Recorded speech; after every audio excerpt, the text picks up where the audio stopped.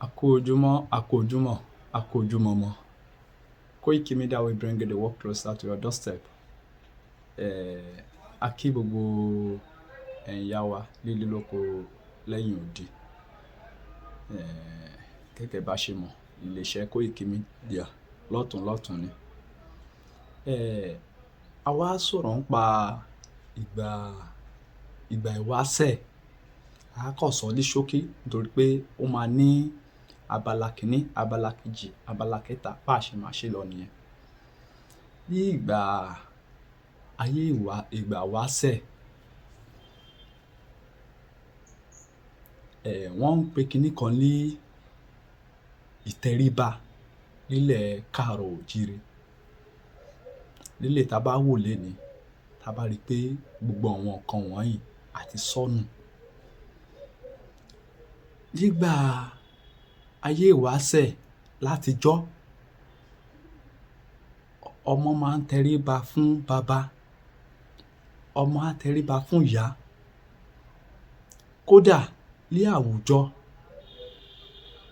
àwọn ọmọ kéékèèké wọ́n máa ń tẹríba fún àgbàlagbà, kò tún ṣe òbí èèyàn nìkan. A wá fẹ́ béèrè ìbéèrè lọ́wọ́ ẹ̀yin tí ẹ bá wa wo àwòrán ẹ̀. Kẹ́ bá wa fi èròǹgbà tí yín, kẹ́ bá wa fi sí abala comment section.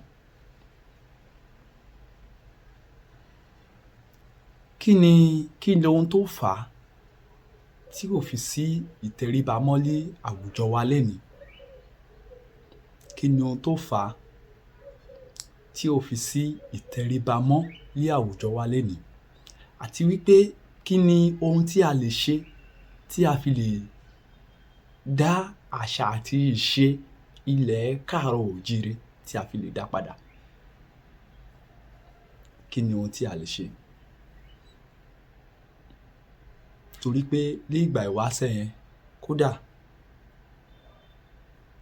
ẹni tó jẹ́ bàbá nínú ilé á máa ní àṣẹ lẹ́nu láti lè pàṣẹ fún ìyàwó ilé wípé tó bá ní jókòó síbi báyìí, ibi tó bá ní kán jókòó, tó bá ní ìyàwó 20, ibi tó bá ní kí gbogbo wọn jókòó sí, tó bá máa fi lọ, tó bá máa fi dé, ibẹ̀ lá dé bá wọn. Ṣùgbọ́n lóde òní, a rí pé kò ń ṣe àwọn ọmọ nìkan, kì í ṣe àwọn ọ̀dọ́ nìkan ni ò ní tẹríba mọ́.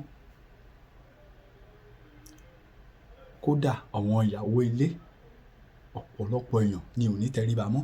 Ọkọ ò lè bá wọn sọ̀rọ̀ kí wọ́n gbọ́ sí lẹ́nu. Tó dẹ̀ jẹ́ pé ńgbà yẹn,